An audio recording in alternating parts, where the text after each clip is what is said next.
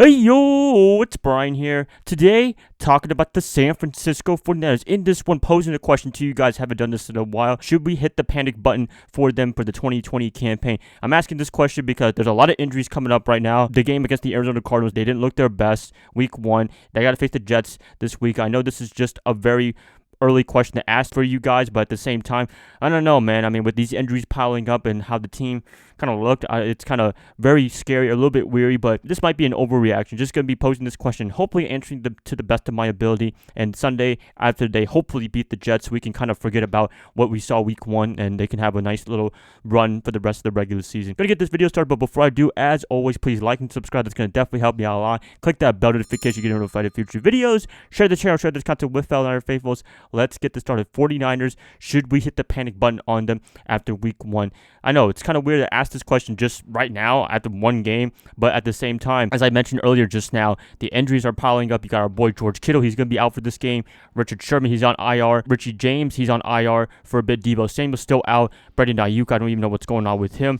A lot of injuries so far. I know this is just week 1 and what have you, but it's kind of concerning to be honest with you. And losing to the Cardinals the way they did, offense looked pretty anemic for the most part. I know Jimmy G was trying to make plays and what have you, but he missed some easy plays. Running backs, they did not too bad of a job. I thought that was pretty much the only spotlight in this whole thing going on. Raheem Mostert, Jared McKinnon had a great game.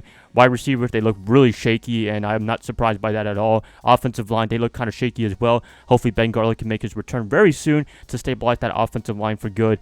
George Kittle, as I said, he's going to be out. Oh man, that does not look good for the offense, and Kyle Shanahan is an offensive genius, so hopefully he can handle it against the Jets coming this Sunday. Also, the defense, they look kind of okay. I mean, they get some pressure. They did a good job on penetrating the offensive line, but Kyler Murray was able to run around all day. Defensive backs looks very questionable now. Richard Sherman and now Ahkello Witherspoon is going to be out for a bit, so a lot of shuffling there for the cornerback position. I don't know, man.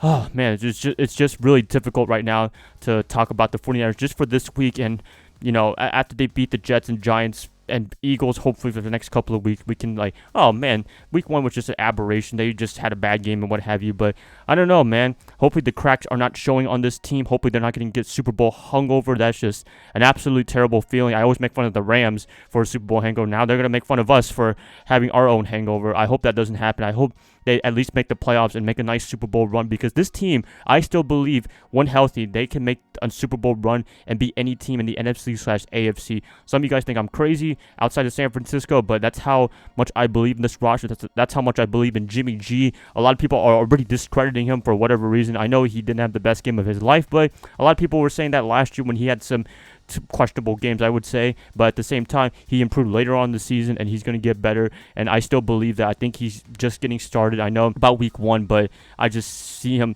learning from his mistakes from week 1 and getting the football thing going on right now and having a great rest of the year. That's what happened exactly last year against Tampa Bay. He didn't have the best game of his life. He was coming back from injury, and then the rest of the year, he did a pretty good job in my opinion. So that's where I see the 49ers going for the next couple of weeks. It's just week 1 rust. They didn't look like their best because they were just getting started, and I expect them to feel a lot better coming against the New York Jets and quote-unquote an easy team. Also just being acclimated playing football again against the real team, because they had no preseason play.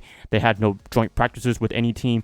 This is just an experimental thing, and that's pretty much what's happening pretty much across the league. It was pretty good football, but some teams just look really rusty, and I think the 49ers were one of the victims for that. But at the same time, for me, I have to give credit to Arizona. They did a great job against us, but hopefully the 49ers, they did learn their lesson, and they can make some adjustments coming into Sunday. That's what all the coaches say. If they don't have an answer to what happened in this play, what happened in that play, we'll make some adjustments, right? But anyways, I'm saying right now, if we lose this game to the New York Jets, which is not the best team right now, also the Jamison Crowder, I talked about him in my Edge videos. He is not going to be available for Sunday due to a hamstring injury. If we cannot beat the Jets, I'm pretty much questionable for the rest of the season.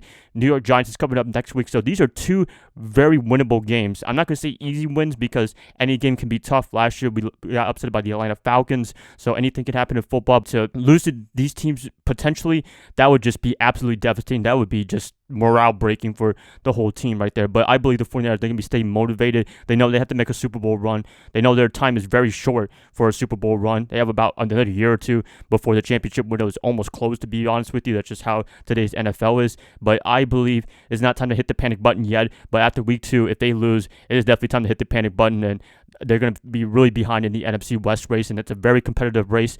Potentially all these teams can make the playoffs with the 7 seed team playoff section coming up this year. I'm just hoping that they can beat the Jets and Giants and get their groove going on, and that they can make a run for the rest of the year like they did early on last year when they went like 8-0 or 9-0, whatever it was, wins in a row. I think the 49ers can do that definitely, but they're very handicapped right now in terms of the roster. A lot of players are injured reserve for a little bit.